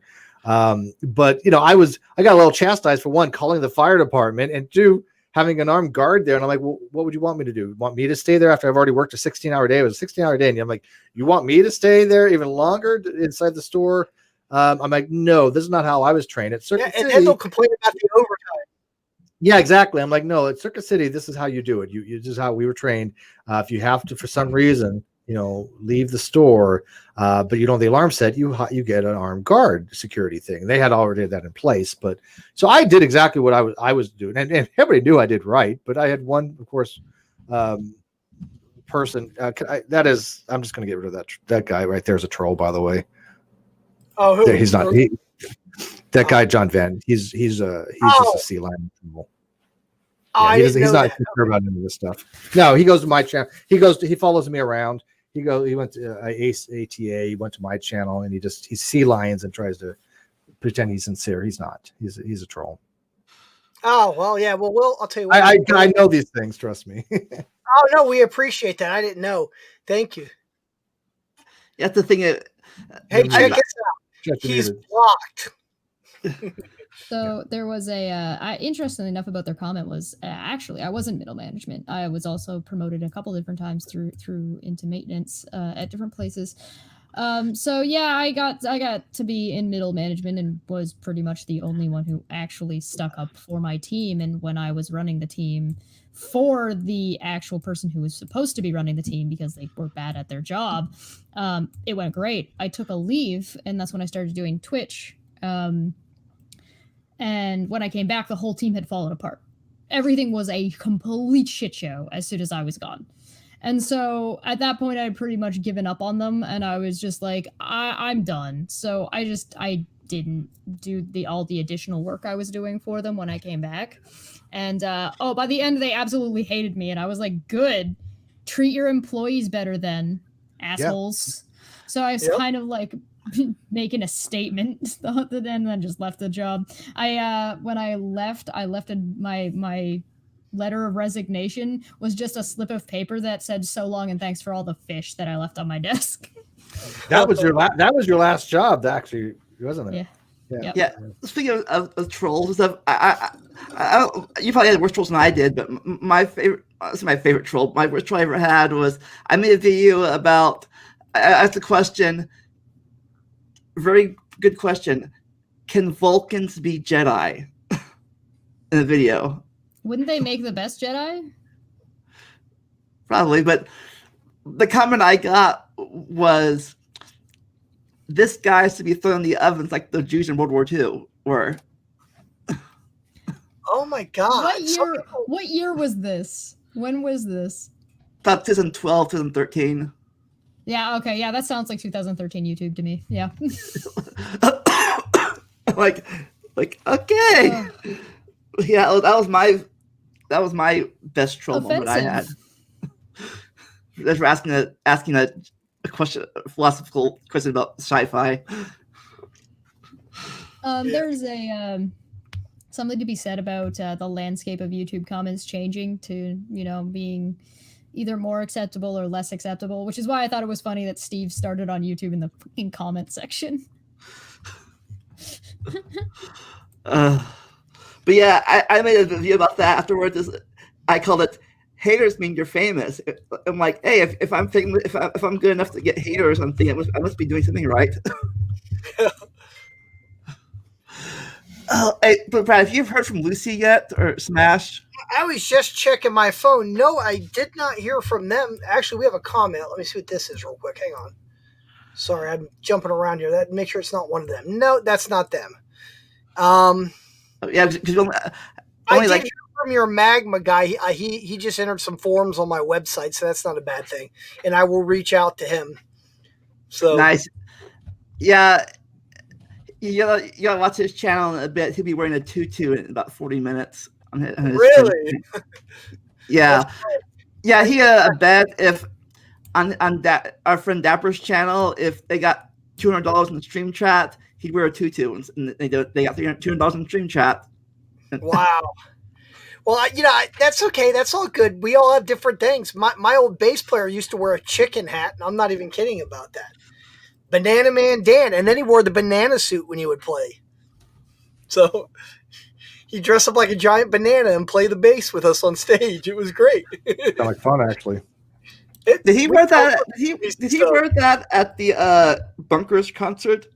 No, he didn't wear that at the Bunkers concert. He wore purple camo. That was actually pretty crazy that night. I didn't tell you all about that. I don't know if you remember that, but we had practice, and we're like, somebody go get Danny. Where's Danny at? We need him. We got a show. And so Tommy goes and calls Danny, and Danny's like, dude, I'm sick. I'm like, what do you mean you're sick? He's like, Brad, I've got a stomach bug. I've been throwing up for 24 hours. I'm like, are you kidding me? He's like, but I can't go. I'm like, yeah, but so here we are. We're slotted to play a 3-hour set, and our bass player is at home just dying. So I real quick get in my car and I drive over there as quick as I can. I'm like, dude, if you don't want to play, we'll cancel the gig. I hate doing it, but we'll cancel it. He's like, no. He's like, just get me a chair. I'll play the show. So he shows up and wears his coat and this purple and gray camouflage outfit and played the entire show sitting in a chair just so that way he could pull through. But he did it. He was a man of his own words, and did what he said he was going to do. And that show was one of our best shows. Yeah, I took pictures for Brad. I was Brad's photographer for his band. I had drinking a few beers, and all of a sudden I was taking pictures. All of a sudden, my batteries died on my camera, so I had to. I was a little. So I had to. After taking a few beers, I had to walk down the street to the grocery store to buy more batteries and walk back for the concert. Yeah. Hey, check us out, Lamont. We got a new subscriber. Thank you. Hey, yeah, I know it's Chris. Yeah, thank you. Oh, somebody else too. Check us out. Here we go. Sat Diver. Hey, thank you. Is that guy a good guy or is he? I think I've seen the name around. Is he a troll? Yes. I don't know. Yeah, Crust isn't. No. He got kicked off of Agree to Argue for being an asshole. He's John Venn on an alt account then probably. Yeah, probably. Oh, okay. There you go. Yeah, well, I never understood how it's personally. I'm telling you, they're persistent. I don't understand why they waste their lives, but they for some reason they get off trying to troll people to get recognized. Hey, look at me, what I said. It's an attention-seeking pattern of behavior. Mhm. It completely is. It's like they have no other things to do with their lives but go on and try to get attention by saying things and go, look, they read my comment. It's bizarre. Yeah. Somebody is not getting enough attention in their Get a home girlfriend, lives. boyfriend, other. You know, Do something. I never understood how some I was like people how people some people can actually control 2 or 3 real YouTube, like you Steve, when you had 2 or 3 YouTube channels, you balance out, right? I cannot do that. And you actually have real content on all your like 2 or 3 channels, you know. And here come people just make comments 20 channels just to troll people. Yeah. I can barely keep up with 1 channel sometimes. It's It's YouTube's cool though. Lamont got me into this, and I started. He would do plugs for me and talk about our label and whatever, and then he got me in here, and then we started having live people on here, and this is actually really cool. We really like doing this. This is kind of fun. Yeah, I got him started his own blog now. Yeah, when I have time to hype it up, it usually does pretty good. But we're getting quite a few comments tonight, so that's a good thing. We actually have people watching, so it's not bad. Hey, by the way, have you guys suffered? Brad got the COVID. Have you guys got it yet? No. You don't want it. It's not fun. I don't know if any of you guys have seen that National Lampoon's Christmas Vacation. Have any of you guys seen that movie? Okay. You know, when he gets his waiting at the end of the movie, he's waiting for his bonus to come so he can put in the backyard swimming pool. And he's like, and he gets instead of a bonus, he gets a gift certificate for the Jelly of the Month Club. And his real like trashy cousin Eddie's like, that's the gift that keeps on giving the whole year. That's what COVID is, only it's not delicious jelly. You feel like good for like a couple of hours, and then you hit a wall and you're down for 2 days. It took me 15 days to get over it. It was some nasty stuff. It went through my whole family. Everybody got it all at once. Now we're all over it, and I'm actually happy to say that I'm donating my plasma now. So hopefully, if it saves some people, it's worth it, you know. But it was definitely not fun. Yeah, my brother's family got it. Did they? Yeah, so I don't know if I can be around them for Christmas and stuff, but I have since I have asthma and sleep apnea, I really can't afford to get. It's even more dangerous for me. I'm a sleep apnea. I'm a CPAP user myself, Lamont, so don't worry about it. That's no big deal. That's what happens when you get old. You just get more meds and more medical devices.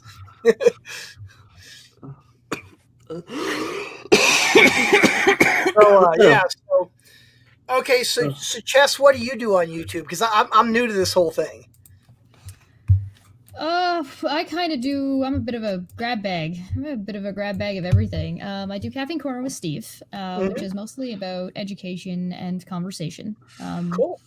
I sometimes so I've been on a handful of things with Steve and whatever show he happens to be running at the time. I was on one singular episode of Non Sequitur Show. You'll see me pop in on like hangouts on Red's Rhetoric's channel, doing like flat earthy type stuff. Sometimes you'll see my thumbnails popping up. I make thumbnails for different creators around the platform. I do my own channel, and that's a grab bag on its own. So I do art there, I do video gaming there, I do talks and discussions with people, I do interviews there. Sometimes I do video breakdowns. Sometimes I'll make a video that is just explaining a situation, like Matt Dillahunty being weird on Twitter. He decided to come across us one day, and so I was like, I feel like I need to talk about that. So something like that. Yeah, I think I discovered you on through Dapper Dinosaur. Yeah, go up on Dapper's channel. Yeah, I was a guest appearance on their first episode on Top Hats Off when they did the they're doing a Star Trek RPG where they're all playing Klingons. That's cool. Yeah, I was gonna say it. So I'm assuming then that if your channel's a grab bag, you might maybe possibly be interested in some musical guests. Would that be something you'd be interested in? Cool. if Lamont would be interested, and if it's okay with all you guys, maybe we could, if you'd like, I could invite some of my artists to perform on your show. Yeah, Uh, sure. I would have a problem with that. Yeah, Yeah, that's cool. Same thing with you, Steve. If you'd like any live musical entertainment, let me know. Lamont has my contact information. I can put you guys in contact with some of my artists. The big reason why they probably didn't make it in tonight is this kind of was thrown together last minute kind of thing with them coming on, and sometimes they need a little bit more notice. I'm guessing that's what it is, Lamont. I don't think it was your fault, but I think it was literally Smash has got a lot of other stuff going on. I just talked to him and Lucy the other day. Actually, I had a good phone conversation with them, so that's probably what's going on. But if you guys like, if we could plan it in advance or something, that's something you'd like. They'd love to perform live. I've got some very talented artists that all the time. That's one of the things that I do with my label. I try to promote local music And for some people from the day of Lucy and Smash, you gotta ask them to play the Oscar song. Oh, the Oscar song's great. Oh my God. they have this cat. They have a cat. It's a pet. It's like a big, like, feline. Anyways, this cat is like 300 pounds. No, I'm joking. Maybe not 300, but he's about as round as a basketball.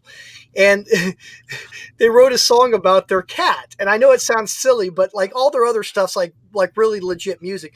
But they were just messing around. They came up with this song about Oscar, and we got them on the air to sing it.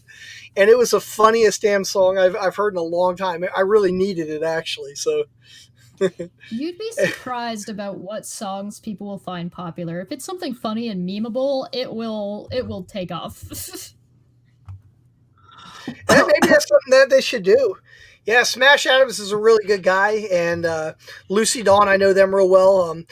There's a couple of local tattoo artists I know here locally in Dayton. One guy's named Josh Webb. He's an incredible acoustic guitar player.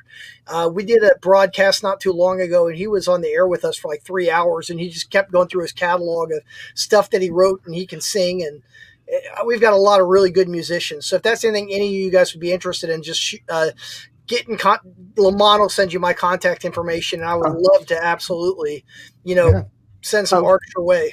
Speaking of music that we don't like and stuff, I was talking with Ben about this last week when he was on. We were talking about how some things that we make we think suck, or songs or books or whatever, writing. We think they're terrible, but apparently they're very popular. Everyone else thinks they're very popular. I'm like, really? That's popular? You like it? And you personally think this is my worst song ever, my worst book ever. But apparently everyone else thinks it's great. Kind of like Spinal Tap. Yeah. I guess it's like the self, like you trickle on your own work. What about you? What Steve, Chester, or Brad too? Anything you ever made that you thought was terrible, but apparently everyone else liked it? Yeah, do we make what? Do we make what? Like you something you made that you thought was terrible and horrible, but apparently the main public liked it. Oh, I thought you were talking about cooking or something. Anything really. I don't know. I mean, I got a lot of videos. I don't know. I've done interviews where I was like, I didn't think they went that well. People were like, no, that was really good. But again, you never know if there's placating or not, right? Yeah. Well, I've done the same thing that I did. That is when I was working on Twitch, a lot of the paintings I was doing were things that were getting suggested by Twitch chat. So there's some horrifying creations. And one of them in particular is probably the most awful thing I have ever made. And everybody loves it. And it's a painting of Danny DeVito, except he's Pikachu. Because it was when Detective Pikachu was coming out. Yeah, it's terrifying.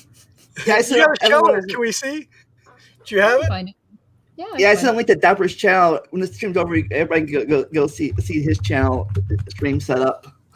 Now, yeah, that's hilarious. I know what you're talking about. There have been times like I've written songs and put them out there, and personally, I think like the production's not where I want to take it. Maybe I want it to sound bigger or fuller or whatever, and people love it. It surprises me. when I had my band like 20 years ago. So the band that I used to play in, we were originally called Stinker, and then we changed our name to the Jaded Lights. And the Jaded Lights was just Stinker, except that we renamed ourselves and rebranded ourselves.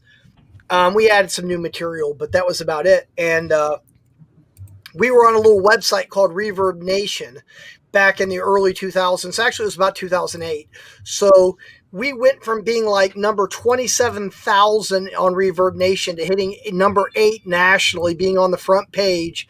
And all of a sudden, I had more record labels come after me and offer me cash advances in like a 1 week period than I've had my entire life. And that, unfortunately, is also when my band broke up, because right around that time, my wife was pregnant with our first son, and I'm like, I can't go out on the road and not raise a son. So, yeah, got to have priorities. And my band wasn't real happy about that. We broke up. And Lamont actually did a YouTube video on that, too. What'd you play? What instrument? Oh, I was rhythm guitar, vocals. I also did harmonica. I was the front man for the band. Oh, I see the Danny DeVito. Oh my God, you did that? You should put it onto the. Sure. Or the producer. Yeah, I painted that. Is it on there? It's not going on. Yeah. Here we go. Oh, there we go. There.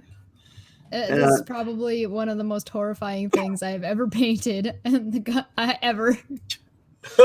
I love it. That is so cool. He's Danny DeVito, Detective Pikachu. You ever done album art before, or ever interested in doing album art? I've never done it. I've had people use my stuff in the past for different things in general, but I've never been asked to do an album, but I would. Well, I might have to get back with you on that, because I have people all the time looking for album art. Yeah, no, for sure. You've got people who are interested in commissioning me, send them my way. Yeah, oh, absolutely. Yeah, no, that's how we do it. Yeah. Can I tell you guys a funny story that I read online? Sure. So this didn't happen to me. It's just a funny story I came across. My coworker told me he got banned from a bar when he... Oh, I'm still screen sharing. There we go. Is it gone now? Yeah. Okay. My coworker told me he got banned from a bar when he lived in North Dakota back in 1973 and didn't try going back to it for 30 years. But he finally did, and the moment he stepped in, someone yelled, "Get the hell out of here, Dennis!" And that's probably my favorite story. Can you imagine being that asshole where people were like, 30 years later, we're like, "Get the hell out of here." I dream of being that person. That's hilarious. All right, Lamont. If I could give you a Coke through the screen, I would, but unfortunately, You got a lozenge. Actually, I do. Thanks for reminding me. There you go. Look at that. See, it comes prepared. Sometimes I just forget things. I get so into streams, whatever. I'm like, do. Oh, We did a long stream one night. What was your longest stream? You said, Lamont, 3 hours. yes, it was 3.5 hours talking about one video game. Mine was 24 hours. I've done 24-hour streams before too. Well, I did Never do again. a 7-hour stream playing Plants vs. Zombies once, trying to beat the game. Plants vs. Zombies is a fun game. I used to do. Yeah, I like Plants vs. Zombies. That's actually a very fun game. I think. I like when Mario Kart too. I think when I did mine, I was playing Kingdom Hearts. I actually Kingdom Hearts. I actually have the PS2, PS3, and PS4 version of Kingdom Hearts. That's a lot. It's like I used to have the PlayStation 2 games, and I had the PlayStation 2 version of. So I had Kingdom Hearts 1, Kingdom Hearts 2. I had the PlayStation 2 version of Rechain of Memories, but I also had the Nintendo Advance. Game Boy Advance. Yeah, the Game Boy Advance. The regular Chain of Memories. Then I had Final Mix. I avoided. Oh, and I had that 365/2 or whatever the hell that game was called. But I stopped. Oh, and I had Birth by Sleep. But I stopped. Like I didn't get like Decoded, and I didn't get a lot of the handheld ones because I was just like, you're either plugging up some plot holes, but I feel like you're probably making more plot holes, so I'm just gonna ignore these. And then I played the third Kingdom Hearts game, and I was incredibly disappointed because I got to the end of the game, and I'm like, where the hell is my second half of my game? Yeah. Did you play the DLC came out this year? Absolutely Remind? not. Well, I don't have any of those systems anymore, so Well, I did. I recorded it. It's pretty good. I'm not gonna give them any more money. They made the third Kingdom Hearts game, and it doesn't have a single Final Fantasy character in it. It's in the DLC, unfortunately. Oh, so I have to spend more money off of this $80 game so I can play the rest of the game. Thanks, Square Enix. The only thing Yeah, I it's look like for, EA. That sounds like something EA would do, according to my son. You know, the only It thing, does sound like something EA would do. the only thing I like about that game, I don't want you know what I'm saying. One thing I like, I like one thing about the game because I like them is that Sora and Kairi finally shared the Palpable fruit. So one thing I like about that game. Oh, fine, about freaking time. It's only been 7 years. Take your damn fruit, assholes. yeah. Who I is guess- Who is this guy? Do you guys know this guy? Here we go. Dapper Icarus. Yep, that's Icarus. He's got another account that he uses with Dapper. Oh, cool. You guys know like everybody. That's really cool. That's We know a lot of neat. people. Yeah, some good, some pay bad, attention. some in between. I'm new to the whole YouTube thing, so don't mind me if I seem like the I don't want to sound like the third wheel in here or anything, but no, I'm getting new to you or better with YouTube than when I first started, but it's kind of cool though. It is definitely a cool way to get out there to, you know, the one thing I can tell you, I can almost guarantee you this is once all this pandemic crap's done and people are better and people are vaccinated that want it or people have gotten over it and we can kind of go back to being normal. Mark my words, live music, live sporting events, all that stuff's going to be sold out so quick people's heads are going to spin. Yeah, being cooped up is probably gonna make people want to go to events when they're able to. Yeah, I would love to. What Sam do is go somewhere besides a 2-mile radius from my house. Yeah, I hear you, Lamont. I know what you're talking about. Yeah. So how's I know how about you two? How's COVID affected you guys, your guys' work environment or YouTube environment at all? No, I mean, it's tough over. I mean, the only thing that's affected is when we go out. Obviously, there's huge social distancing mandates in place here in Riverside County. So it's a different lifestyle. I mean, everybody seems so distanced from each other. There's just no. It seems like a different world, like a post-apocalyptic type society. I mean, you can't even hang out at a bar or something. You know, you can't go out, have a nice dinner, and you know, I mean, last time I was hanging out with somebody, we went out for lunch, and the next booth over was empty. Then there was people. The next booth over was empty, and they had these big old plexiglass there, and it's surreal. Where do you live, Steve? What state are you in? I'm in California, Riverside. Oh, wow. Yeah. I hear you. Yeah, people are complaining about Governor DeWine here in Ohio. They're like, he's the king. He's trying to. But the funny thing is, you can still go to work. You just have to wear a mask. It's like, put on the mask. Who cares? But I hear California's pretty bad. That's where a lot of our spas are manufactured, and like they keep locking down. I keep hearing about that, and then like New York keeps locking stuff down. There's people that are complaining about the how the pandemic is infringing on their rights are the same people who were complaining that a guy couldn't kneel at a football game. Yeah, exactly. Exactly. My whole thing is you know, I understand the individual rights and all this, but you can't have it both ways. And I mean, for me, being I'll tell you what. In fact, let me do this real quick. I'll tell you what. I myself was one of the guys because I've worked retail since April. I've been working openly with retail. Now I have to wear a mask at my job whenever there's customers in the building, and I can tell you I was really on the best because I didn't have COVID right away. So I was one of these guys. I said, I'm in the high risk category. I'm diabetic. My father-in-law is a double amputee. He goes to dialysis 3 days a week. So I thought if anyone was going to be in the high risk pool, if anyone was going to get it, it was going to be this guy. I mean, overwhelmingly everything they were saying was stacking up to that. But then, like I said, I've been working openly with customers in my store since April. Well, it went from being customers in the store and nothing happening. And ironically, it was my father-in-law that got the COVID that gave it to the rest of us. He had to go back to the hospital. He got it and he brought it to the rest of us who was asymptomatic. We didn't know. And then literally everybody, my wife, my kids, my mother-in-law, him, my sister-in-law, her husband and their kids, everybody had it all at once. It just hit us like a sledgehammer. And what I can say because of that, it's one thing when you're working in that situation and you see people and they're like, oh, I don't want to wear a mask. I don't want to do this. I understand that because I get it. I get the frustration of it. But also in the same sense, if you get it, you'll change your mind and you'll start telling people to wear the mask. Oh, I'm sure. And I think it's eventually going to be like the common cold. I mean, everybody's going to have COVID at some point in time. Yeah. Hopefully it'll be mutated to the point where it's not going to be as infectious. Yes, I just hope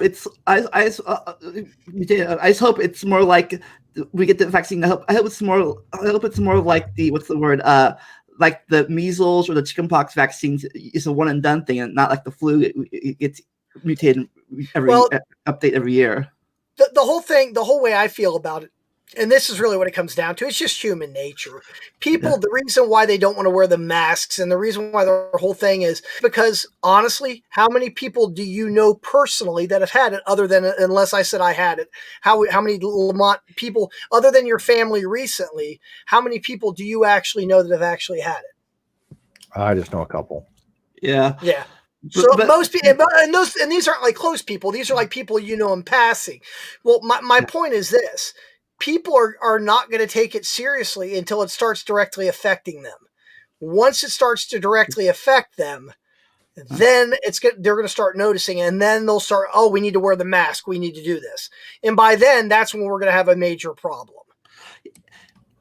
Yeah, I wear my mask anyway, so I've never been one of the people that had an issue with that at all. Yeah, no, well, my whole point about the whole thing. No, I don't doubt it. You guys seem very reasonable. No, my whole Hey, thing. Thanks. That's a comp. I'll take that nowadays, man. Hey, you're right. Hey, common sense is worth a lot anymore. There is no more common sense. We need to go back to common sense. I'm sorry. Before we go, it's one thing. I think hate about all this stuff is that people that have what's it called double standards or. Yes. Double, triple standards now. Yeah, like the people like a few years ago when that gay marriage thing became legal in the country, everyone was like, some people were like, let the state decide gay marriage. But then when the states decided marijuana legalization, they're like, it's illegal in the country. It should be illegal everywhere. Yeah. I'm like, that's not going to fly. People want legalized marijuana. My answer about Colorado made marijuana so much money off that. The day that they legalized that, they made millions that day, if not billions, probably. They could pay off the damn national debt in a week if they legalized it. But it's like, make up your mind. You want the states' rights or you want country rights? Like, gay marriage is legal in the country, but the states should decide. Marijuana's legal in the states. It's the country, but it's illegal in the country, so it's legal everywhere. Like, make up your damn mind. Yeah, but they've also said to people, the federal government's not going to waste their time with it. It's a waste of resources. Yeah. No, what it is, people just got to be smart. We got to go back to just being, like, love your neighbors, love your family kind of thing, and just be like cool with one another. One of the best things I saw on TV right before the pandemic, like back in March, and poor Ellen DeGeneres caught like the 8th level of hell because there was a picture or a video snippet of her sitting in a baseball game with George W. Bush. And people are like, Ellen, you're liberal. Why would you dare sit with George W. Bush? And and she's like, you know what? We're friends. We put the politics on the back burner. Why can't we go back to that? That's where that would be a good start. I'm just saying. People have got to learn. Don't let things right now. This country, and it's been like this for like about a decade. Right now, everything is like so tribalistic. Oh, if you're this way, then you have to be this way, or if you're that way, you have to be that way. And I think people need to get past that. Yeah. We need to start finding common ground. It's about similarities, not differences. The gray area. It's not if you're this, it's all black or all white. Yeah. I just keep kicking Chesh out for funsies because that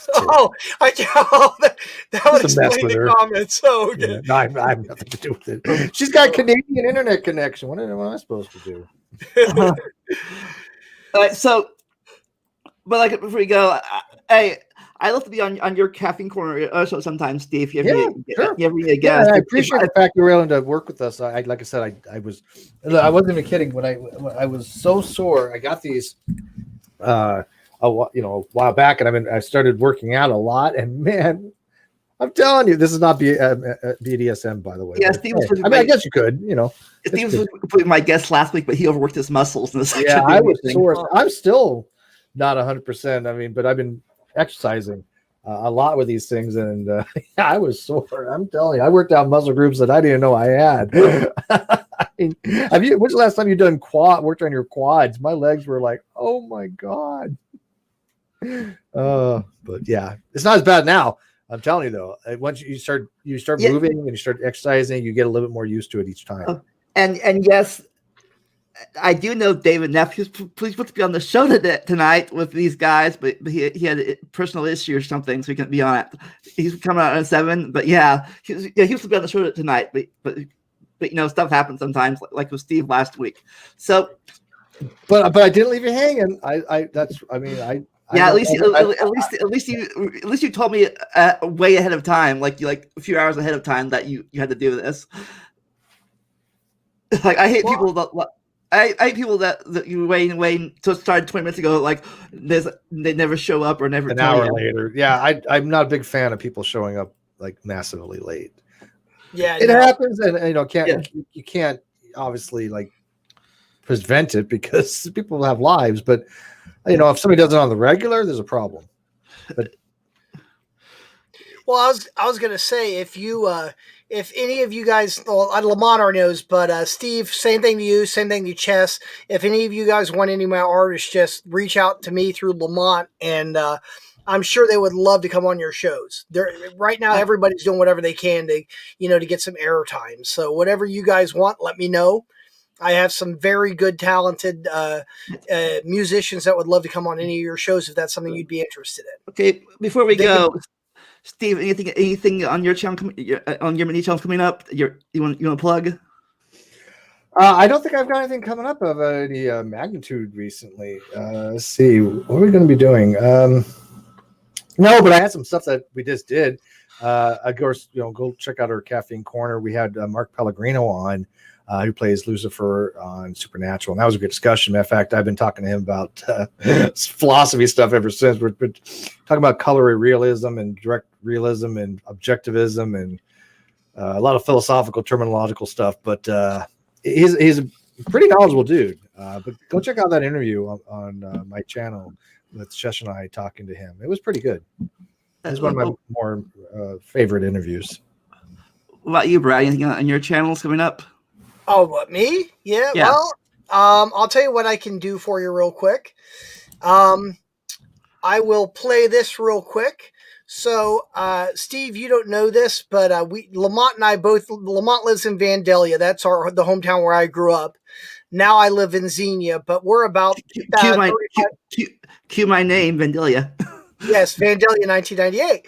But we're all actually we all live in the suburbs outside of Dayton, Ohio, which is where we live. And the whole record label thing I'm trying to promote local music, Dayton, and then regionally. And we're trying to have an event here, hopefully within a year or like next fall, next winter is what I'm shooting for. hopefully right before Christmas. But I'm gonna real quick, Lamont. Do you mind if I do my little Sure. Your commercial? Yeah, Sure. my. So I'm going to throw this on here real quick for you. You can see what we're about and what we're trying to do, and hopefully maybe we'll find a venue so we can pull this area. But here we go.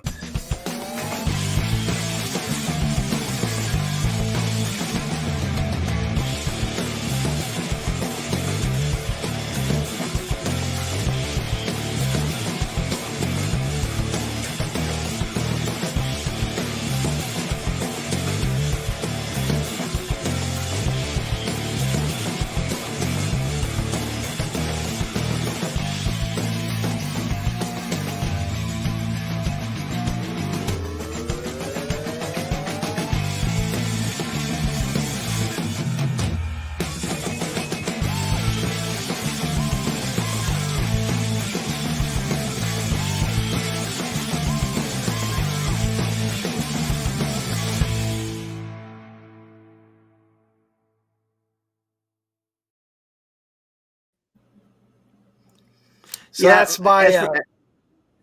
That's cool. Yeah. As for me, tomorrow I'm continuing my Let's Play of Steins Gate Elite visual novel game, and then on Thursday I have a video uploaded for Kingdom Hearts Chain of Memories. If you guys interested in video games, just check them out. But yeah, in here, I sent the link down below. Send the link in the chat. Go over to watch Dapper's channel if you're free in a bit. The link's in the chat. Cool. Watch him. Watch his friend in the tutu. It'll be hilarious.